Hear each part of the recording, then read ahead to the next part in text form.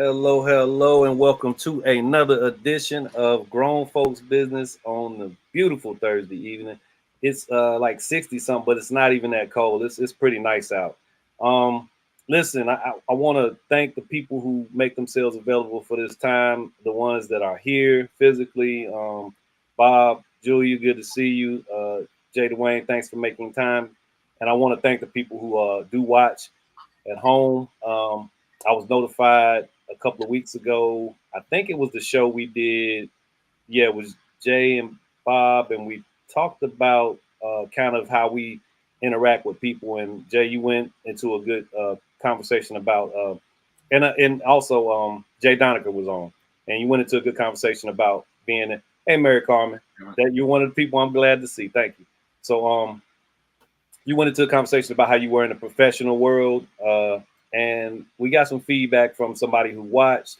She was so appreciative of that conversation, and she was going to pass along some commentary and observations, and I think even the recording of the show to her grandson. So, hey, man, that's what we're here for. I wanted to let that be known in the space. When I got the email, I was like, yeah, that's great. I mean, that's what this is all about. So I want to really appreciate you guys for sharing the time, for making yourself publicly available, and for understanding how to communicate in a space such as this, because it's not a competition of getting ideas or thoughts out, or it is all about the progress and productivity of us as human beings.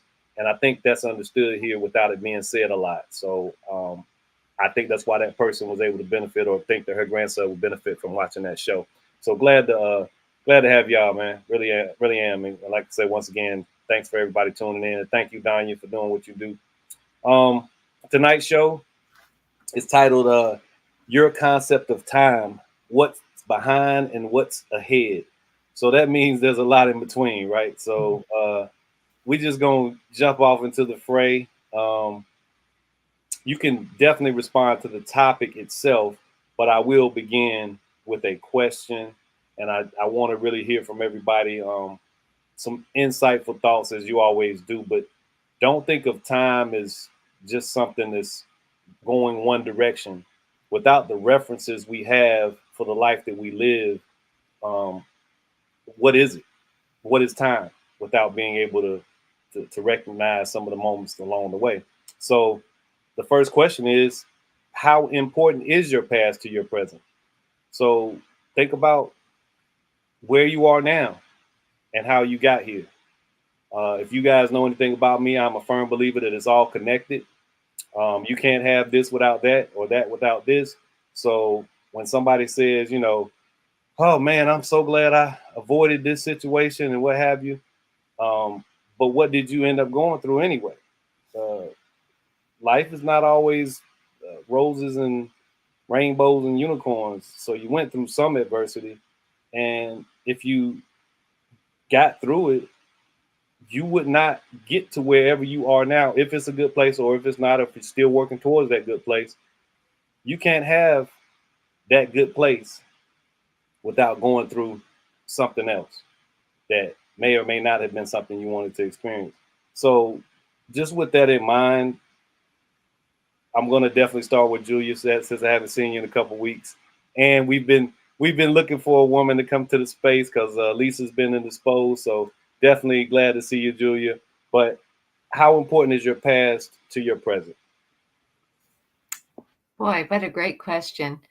So I am so different now than I was in my past. And for a long time, and I'm reminded of my past when I go back home. My brothers remind me of um, what I was like, and a little bit of a wild child. My mother sometimes reminds me. And um, so I used to think I had a lot to overcome from my past, but now I really appreciate all the experiences and all the different kinds of people was exposed to and exposed myself to, especially the relationships, is what I appreciate about my past.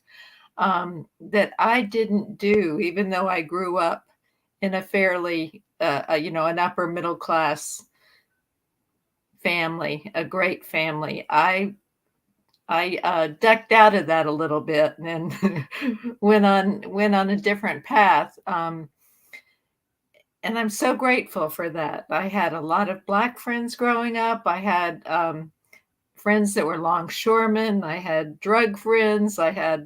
Um, and I also had the athletes. So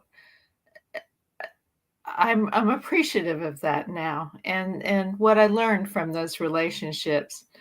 As I've gotten older, one thing I've always been is very productive and a doing person and get it done. And now I'm trying to learn more about being versus doing. And that puts a different element in time, really focusing on being with whomever I'm with and being present. And that kind of slows things down a little bit. So that's just a little blurb. I like the where you landed, and I think the next question, if you can remember that idea of being, kind of maybe incorporated into the next question when we get to it, because I think it kind of fits in there. But we'll get there. Um, I do understand that energy that some people have about not letting you change. They just want you to be the same person, and they refuse to believe that you, whatever baggage they're holding on to about you as in a personality standpoint, just always come to the surface. And it's generally family members and people that you've known forever who have not spent that significant and consistent time when you're growing. I don't believe anybody changes. Like you don't become a whole different person, but you expand and you grow and you kind of, mature.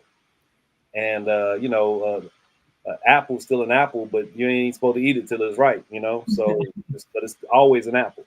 So, yeah, you've gotten to a place of maturity or expansion of your mind, and people don't want to let you have it.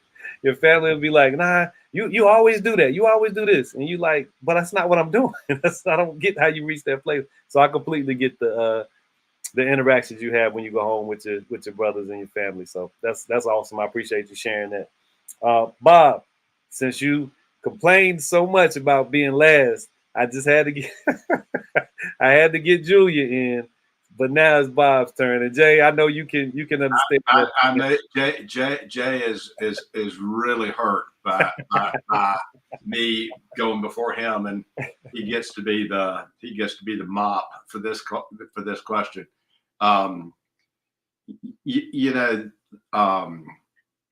I think that everything stacks on itself in terms of time, and I think that we don't know how it stacks on itself. We don't. But I think, quite frankly, it's deserving of paying attention to. I think that when you look at certain things about your life, and a little task might be to go, okay, how did it come to be that this is what this is? How did it come? How did today come about? Where did today come from? And where did my perspective today come from? Where did this experience today come from? And I say that because I had a really interesting aha moment myself when I was on a trip recently, when I realized that where I was sitting, this is absolutely true. Where I was sitting would never have happened had it not been for a relationship that my mother grew up with. And she would be 100 this year. So now something else would have happened, but what I'm saying is what I was specifically experiencing, I could actually look back and connect all the dots to the relationships that made what I was specifically experiencing. And this was in Tanzania. This was in East Africa. What I was specifically experiencing would not have happened had not my mother had this relationship when she was growing up. And so I think that exercise is actually worth doing. Julia talks about changing.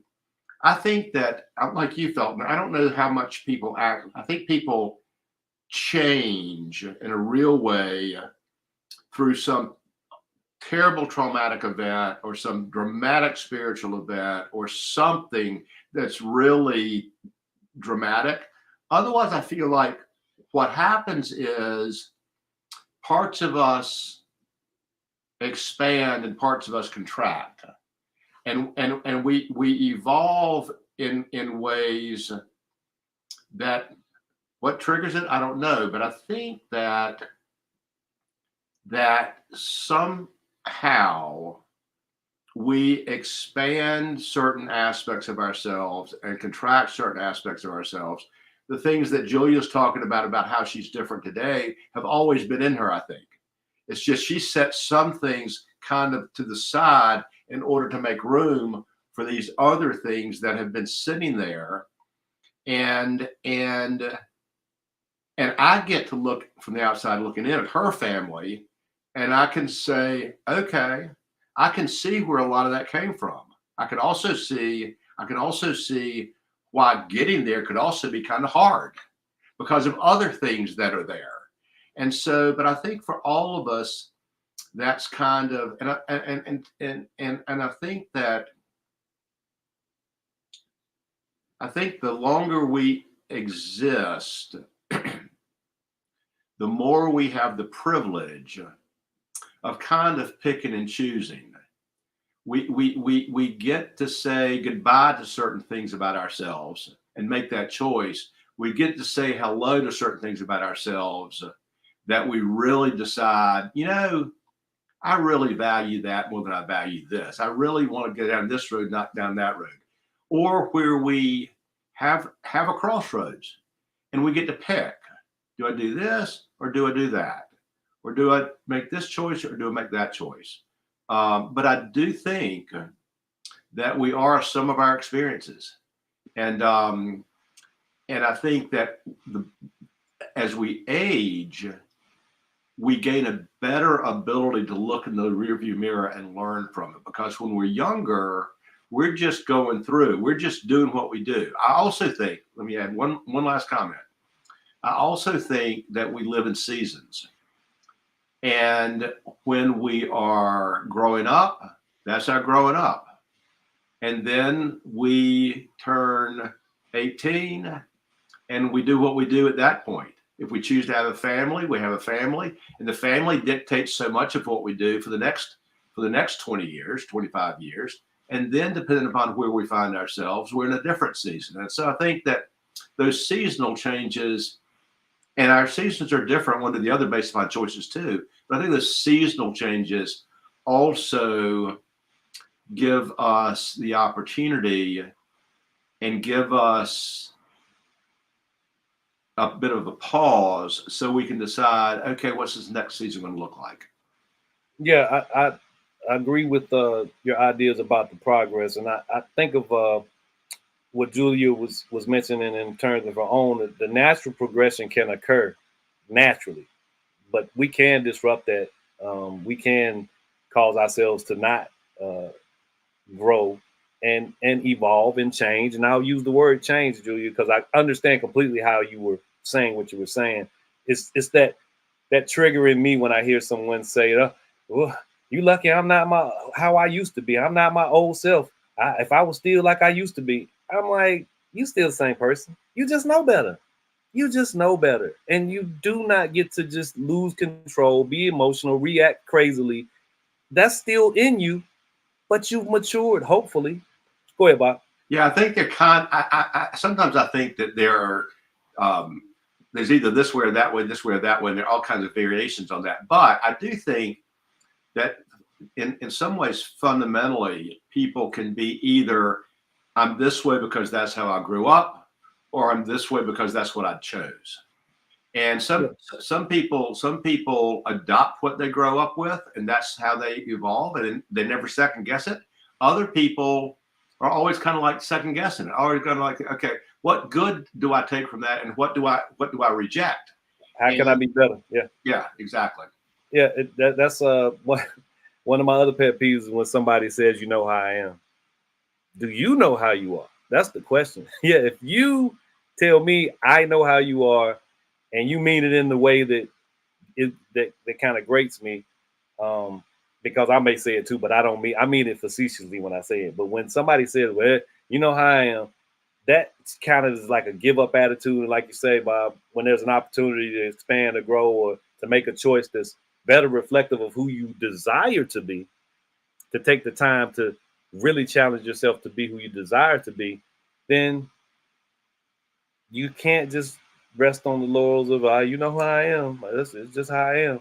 Um, but yeah, some good things have been said. And Jay, I want you to add to this wonderful mix of things before I start expanding, because this is a good topic to expand upon. So, your past, man. How do you look back on your past from your present viewpoint? First of all, Julia, it's great to see you. Yeah, but I missed you. And I do feel like Bob got me as the cleanup man. But no, what I will say, I think what changed my whole perspective on past is actually when I was in grad school and we were studying the theory of recollection. And it kind of changed my whole dynamic of how I look at stuff. And then it also challenged my faith because I'm like, oh, if I believe in a higher power, I believe in my creator, I believe in the Heavenly Father, and I'm a product of him, then he's the source and I'm the resource. And if I'm the resource, I have these experiences that I don't know that I have them until some type of way they're evoked or recalled. And that's how I look at the past. A lot of times we approach the past as if it's something that we can remember. And let's be honest, there are a lot of things we cannot remember, but there are several things that we experience. And I do agree with basically what everyone was saying. I think it's not necessarily maturity as much as it is acceptance. You begin to accept things that have happened to you, but you also begin to accept how you look at you, but also you begin to accept how others look at you. I do know, kind of tying in from last week, I do know when I walk into a room, someone is just going to be intimidated by my stature alone. Does that change who I am to my mom? Does that change who I am to my family? Absolutely not. Those things can all exist at the same time. I also recognize that I have had experiences that are so traumatic that I may not remember them, but they have shaped who I am and the way that I look at life. I can't rely on my memory. You know, in my 40s, I was just sitting here thinking, why do I hate football? I was just like, like I hate football. And I was sitting here thinking about that when you thought about the past, and I tie it all back to that point. The day that I was molested, I had on my Miami Dolphins outfit. I also don't care about green. I also don't have a desire to go to Miami. And so I was sitting there thinking, but it wasn't something that was on my mind. You see what I mean? And I think that we try to act as if, which is the biggest misconception, we act as if we can control time, just like we can control our experiences, and we have absolutely no control over that. I may plan on going to Walmart, but I don't have a control over who's driving the cars behind me that may make my trip to Walmart longer or shorter, depending on what's going on. And that's how I look at time. It is very much my past as it is my present and my future. But it's about what I'm going to accept through that journey. Well said, man. I was glad that you could make it tonight for the reasons that you're expressing right now. The concept of time. I know you had a good take on it due to your willingness to share in the space the way that you have, and also knowing that you, as I am, are at a point in your life that is still heavily focused on career and where you're going in terms of what you desire to impart to the world around you. So I knew that you would have some really good input on this topic. So I'm glad to hear you share that, man. And so you spoke about the class that you took on recollection. So as a historian, there's this thing called it's how people remember historical events and history. So I'm definitely missing the term at the moment. It'll come to me shortly. But there's an aspect of history that's kind of solely based on um, speaking to someone who was around during an event and kind of parsing through how it's remembered by different individuals who witnessed the same thing. Um, so you're absolutely right. We are not very reliable. Eyewitnesses are some of the most uh, wrong-headed people at points in times, just knowing they saw something and they didn't really see it, or pointing out a figure or a person as being the culprit of something and it wasn't that person. Um, but one thing you said that I really appreciate in the totality is recognizing your concept of time. It sounds to me that you recognize the connectiveness of this experience of ours, and that we don't have a significant amount of control over what takes place in our daily lives. We can plan, we can have thoughts about things we're going to accomplish and do, and everything can go to a different place just like that. So I recognize that I'm not a hands off the wheel guy, but I do recognize that my ideas, thoughts, projections about even my completely just my individual future are limited, and I limit them intentionally because there's no guarantee. But I know I got something to do next week. I know there's something on my calendar next month.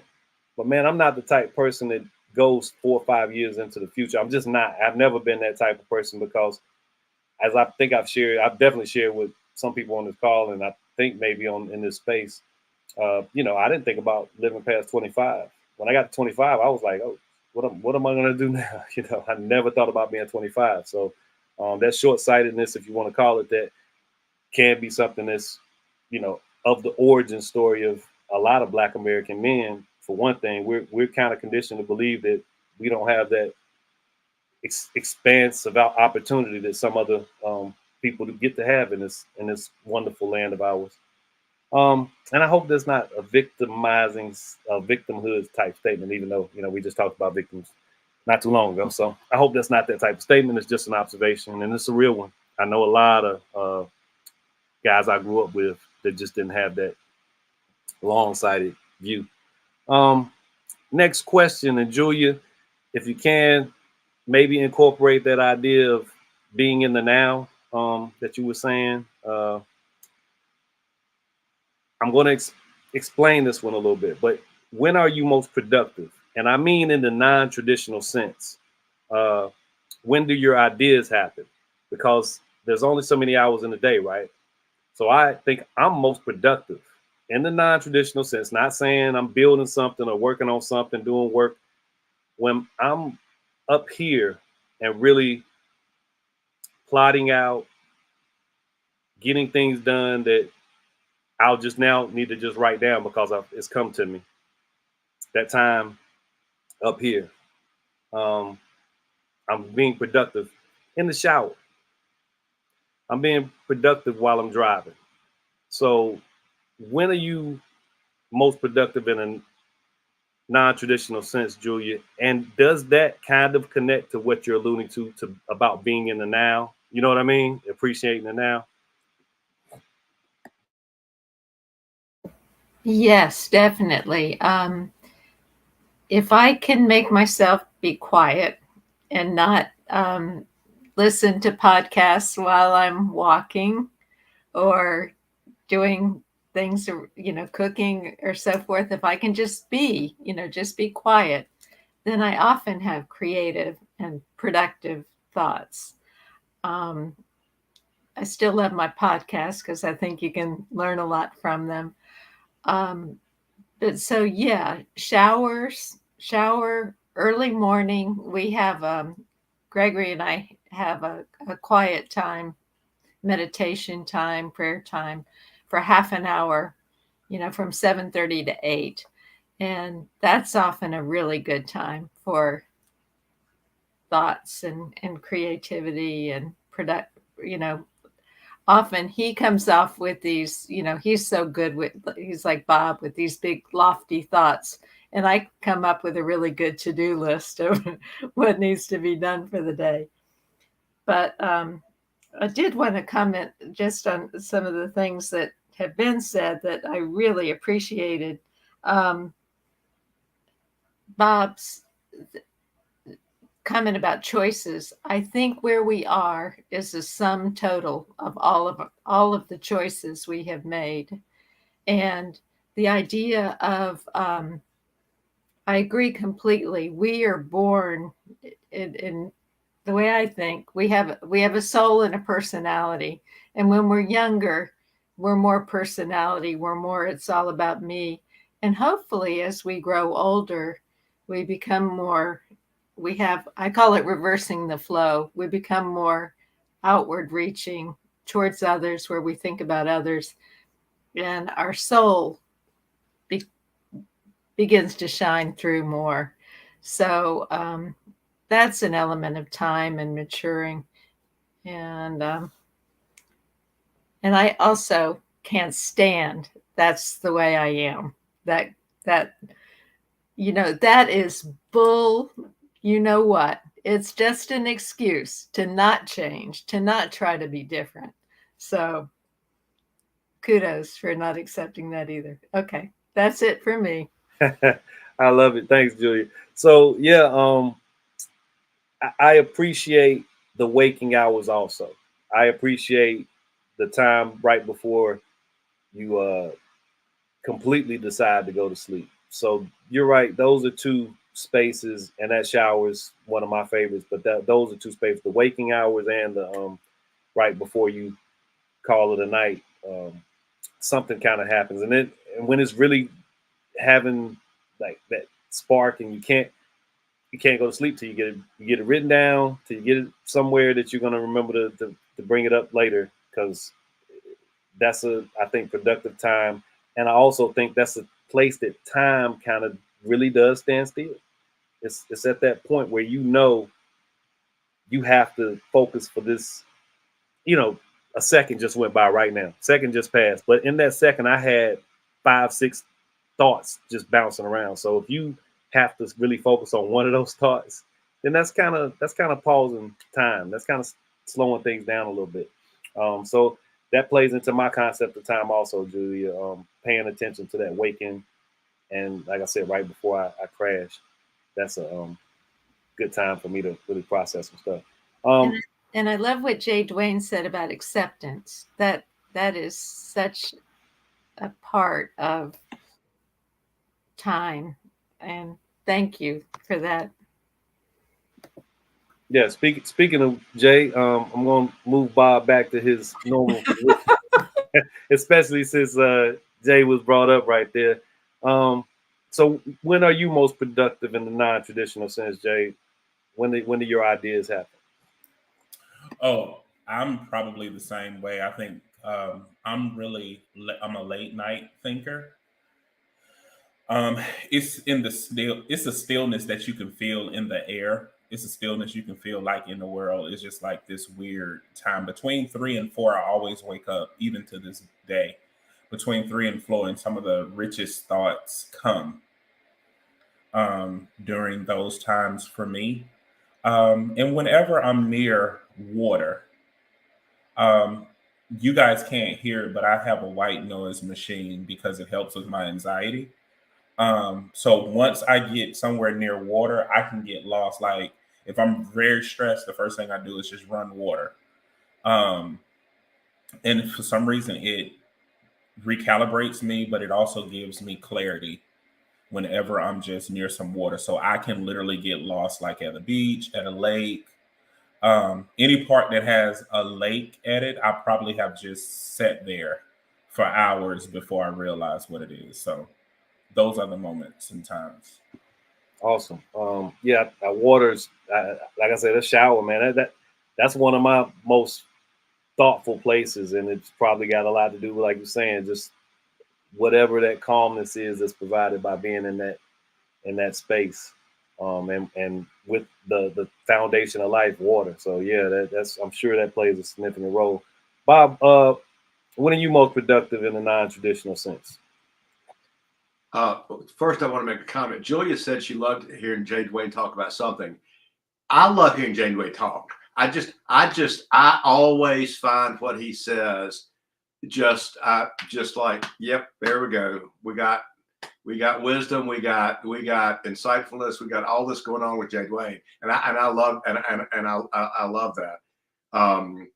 And psychologists will tell you that being around green spaces are extraordinarily healthy from an anxiety and from a productive perspective. And if you add water to them, you got it's takes it to another level. So just to reinforce that, I think that I find myself most productive when I'm learning, and because what I naturally do with learning is take it somewhere else. I don't just learn and let it sit there. When I'm learning, it's like, okay, what do I do with this learning? It's not just learning. It's always what I can do with this learning. And so, I was a COO of a company several years ago, and I became president of that company. One of the things that I realized was that if a COO wasn't doing more than just managing people doing what they did, no progress would be made. I learned that if the president of the company wasn't doing anything more than managing what the people did that the company did, the company was not going to be able to do anything more. So, and that was great to learn, great to learn and great to know, because that meant I got to hit the pause button on worrying about managing people that were doing what they were doing and thinking about tomorrow, thinking about evolution, thinking about change, thinking about improvement, thinking about all those kinds of things, and both of those roles. And I'm grateful for that, because I think that really taught me a lot about my personal life too. It's a matter of learning and then applying that learning creatively, and about how you can actually leverage all of that in a way that gets you and what you're about to a place larger than can otherwise be achieved. And so, back to what Julia was saying about that's the way I am. No, you're not. That's the way you've chosen to be. That's the way you've let yourself be. That's the way you have abdicated your responsibility for owning your life and making your life what it needs to be and what it can be. You've got two choices. You can abdicate, or you can own it and you can work it. And so I am a big fan of owning it and working it, because you'll be happier. Okay. I mean, at the end of the day, even if you want to look at it from a selfish perspective, at the end of the day, you'll be happier, but you'll also be more contributing. You'll be more real. You'll be more who you were born to be. And that's what I think at the end of the day, life is about becoming the best of what we were born that we could be, and that we can be. And so, now you said a lot that truly resonated. I think we lost Julia. Hopefully she gets back in. But per our conversation earlier, and I think you'll understand how I mean this, Bob, with the early morning conversation we had, that immersion, that concept of time that allows for the immersion of into some learning experience, so that you can do what you just said, apply it and perform in a way that makes things better. That is what I was alluding to earlier. I'll let you connect that dot, but it is exactly where I was going with what I'm saying, that you take the moment. That is still a part of the progress, that is still a part of the work, that is still you being active, but you have to take a moment to learn some things and immerse yourself in that scope, because it's a scope, it's wide, it's ranging of ideas and thoughts that have come before that predate you. And you have to say, I'll take this moment and I'll adhere to a concept of time that means I'm not stopping, but I'm adhering to the principles of the respect for knowledge. And I need to get some more before I just keep rushing forward in this whatever activity I'm saying I want to be good at, I want to be decent, but you're not taking time to learn more about it or to be more versed in what makes you more effective. What great observations.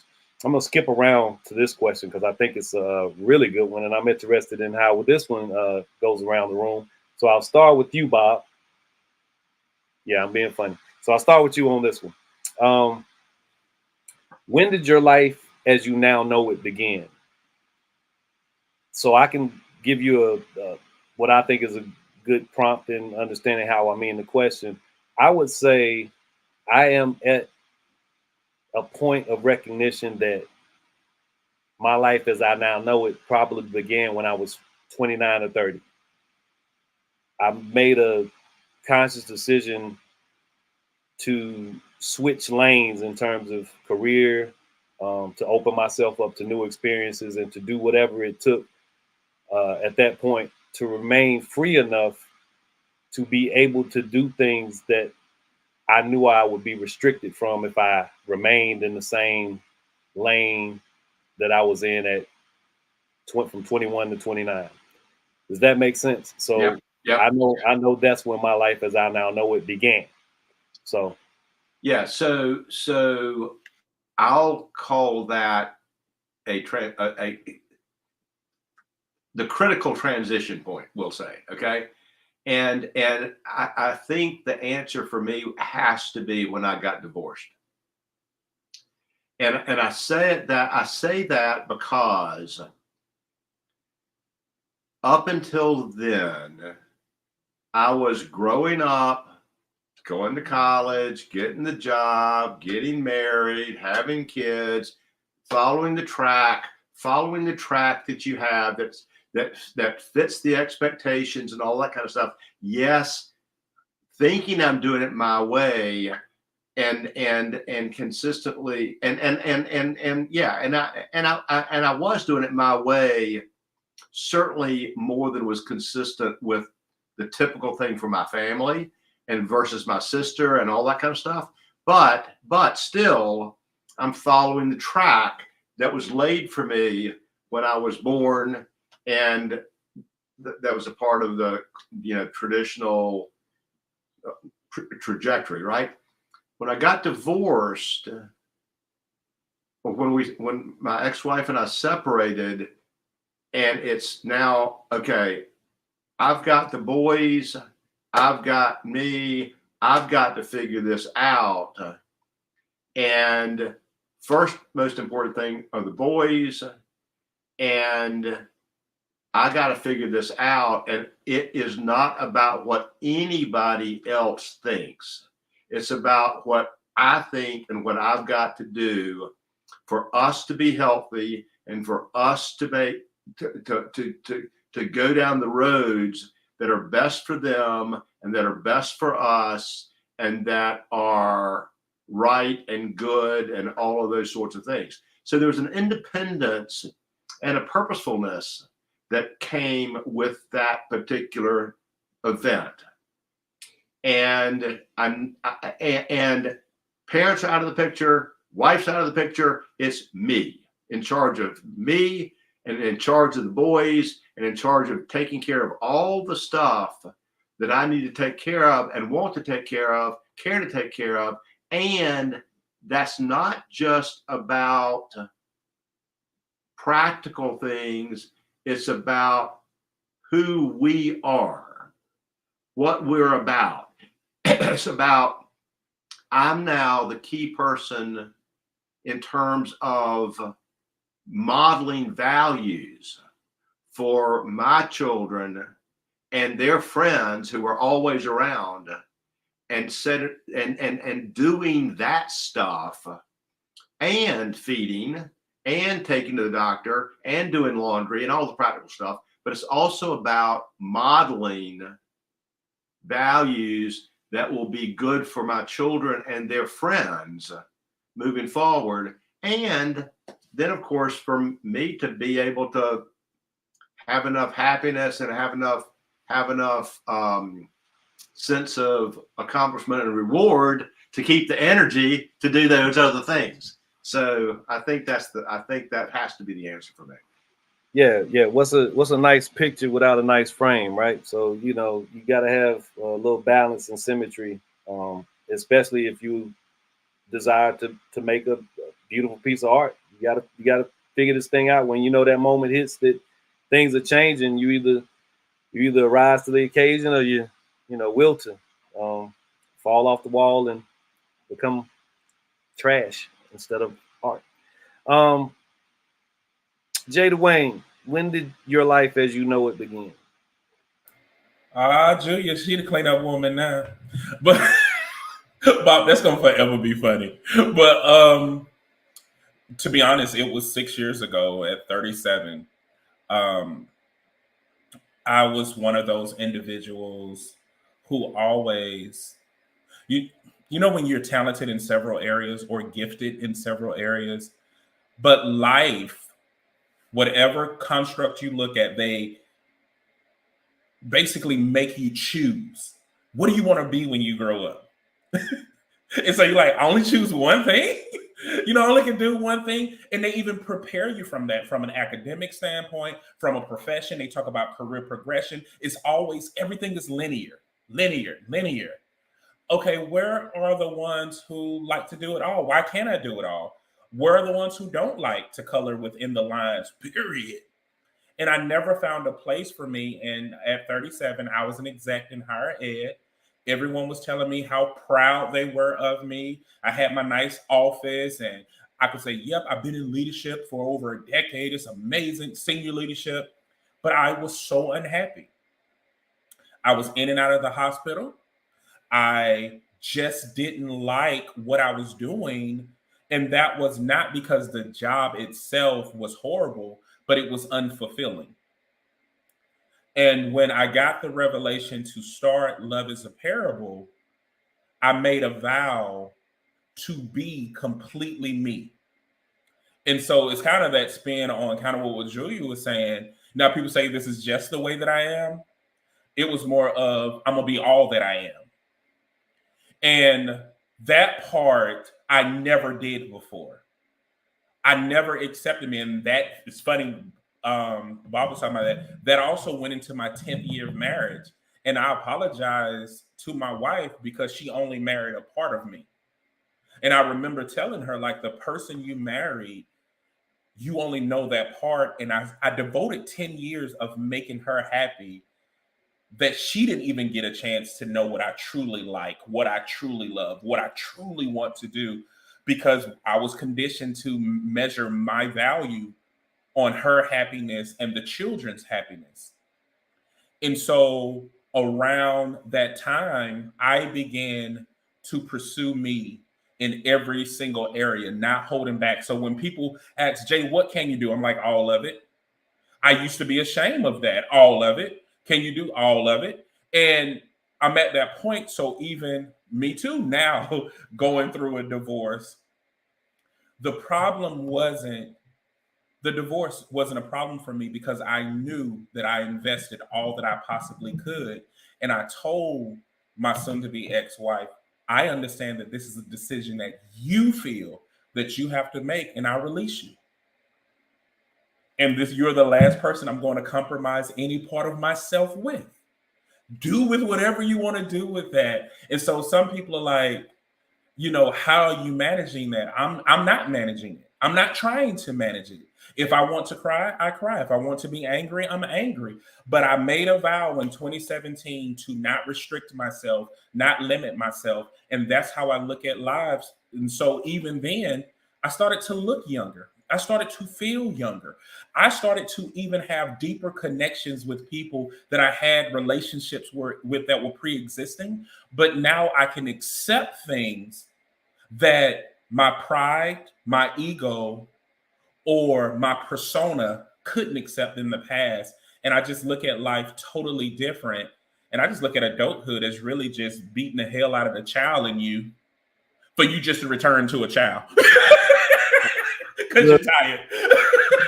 Hey man, that attitude of why not is what I recognize in there. It's like, why not? Why can't I do that? I mean, you can figure it out, man. I totally I have that same energy. Like I said, man, I was glad that when I hit text you, I said I hope he can make it because I think this topic is apropos. Our age range is similar. What we endeavor to do in terms of, again, leaving this world better than we found it. It's a why not attitude. You have to have it. If you don't, then you will restrict yourself. You'll become your own barriers. That's it. Julia. And one thing I would say, and you will resent people and become bitter. You go ahead and say it again, Jay. You'll resent people and become bitter. Yeah, you definitely view someone else's. You can, if you're that type of individual, view someone else's disposition just because it might be a little bit happier or have a better ability to cope with how tough life is and resign yourself to some disillusioned place of despair, unhappiness, and refusal to do the things that are required for you to better enjoy this thing. That goes right back to what we were saying. Your concept of time needs to reside somewhere in terms of understanding that you're not where you desire to be, and it's up to you to get there. Julia, when did your life, as you know it now, begin? First of all, since I'm cleanup, I get to talk more, right? I want to say, Jay Dwayne, what I pictured was like a confined person, like in a box. And then when you described, I can do anything, it's like a box lifted and free at last, free at last. I just had that sense of you expanding and growing and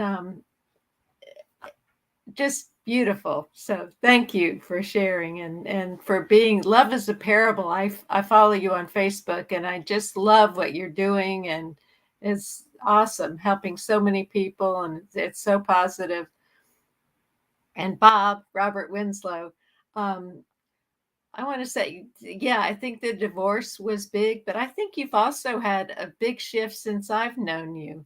And that's when you met Felton and you became really interested in, much more interested in being an advocate and in things other than going to football games and cocktail parties. And it seems like in the past 4 or 5 years, you've really found purpose with Black Lives Matter and helping and leveraging all that for the good. Have you noticed that change in yourself with? I think that came from feeling the release and time availability when my boys got married and whatnot, and now they are in good standing, good stead. I don't have to. They've got somebody else now that can be focused on them. I don't have to be that guy. I'm obviously still their dad. I'm obviously still all those things, but they now have their real lives and their primary caretakers and advocates, and I can turn my head to things that matter to me. And so there was a shift, I think, of intentionality and associated with exploration and learning and all of that sort of thing. But I think that was I think that, and I completely get where you're coming from, but I do think that was just a, okay, now I can natural go, move, do.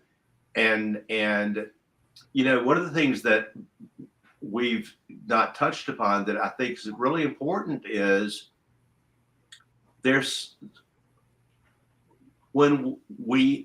some of us gain or have the privilege of time in a way that others don't.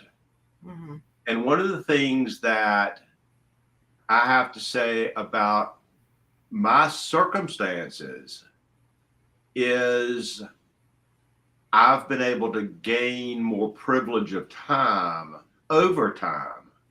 Mm-hmm. And that lets a whole lot of stuff happen that can't happen or doesn't happen if you're slogging away at a job or 2 jobs or 3 jobs and taking care of kids and doing all of those sorts of things. Having productive mental time is a luxury of having space of time. Right. And I think it's important to recognize that and raise that up, because let me interrupt you, Bob, just briefly. We're running out of time, and I want to make sure Julia gets to answer this question. Give me 1 second, Julia. To your point, Bob, I definitely recognize and observe that it requires some sacrifice, and it is not impossible. I totally agree with the sentiment that you're holding in terms of really recognizing that some people's lives are totally void of that, seemingly void of that ability. But you have to figure out how to make it happen at certain points, and it's not pretty. It's not just the easy switch a button. What is the easy button from Staples? It's not that. But I understand your observation. Julia, go ahead and if you can unpack that question. Yes. I'm gonna ask one last question, and it's a short answer. We're gonna run around the room. We're gonna get out of here. But answer that. I'm gonna be like when y'all's life started when you got divorced. Mine started when I got married. Awesome. Hey, you make sure Greg watches this show just for you to have that moment. You make sure you have that moment. That is beautiful. That is so beautiful. That's exactly why I had you go last that time. That's exactly why I did. And the one reason for that was because I got along great with myself, living by myself, having boyfriends, doing what I wanted to do. But it takes work and compromise. And also he truly believes in living for others and living a life of service. And everything we have done, we had a business together, very successful business together. So we could retire early so we could be full-time volunteers. And that's what it's all about, giving back. And so that's beautiful. And that's you guys my wrap up. No, you guys are relationship goals. I'm still a bachelor, so that's awesome. I really appreciate you too. So Julia, stay on mic. I'm coming to you. This is a short answer, so we can get out of here. What is time well spent? Time with people we love and want to be with. Great answer, Jay Dwayne. I guess moments like this when we taking a little bit from one another and becoming essentially better in the sum of one another. Wonderful. Bob, time well spent. What is it? Sharing. Fellowship. That's all, man. I mean, do you guys know how many shows we've done? I don't. That's a multitude of hours. It doesn't feel that way. Time well spent is simply fellowship, wrestling with the human condition with another human being. And I greatly appreciate you guys for spending this well time with me. It's definitely time well spent, in my opinion. I thank you all. I thank everybody watching, and I thank Danya for just sitting over there doing what he does, man. Because I'm not the tech guy. Thanks so much. Salute to you. You guys have a wonderful night, Bob, Julia, Jay Dwayne. Thank you all. Hopefully see everyone here next week. And Maybe Gregory would be sitting there beside you. Y'all have a wonderful evening. Everybody take care.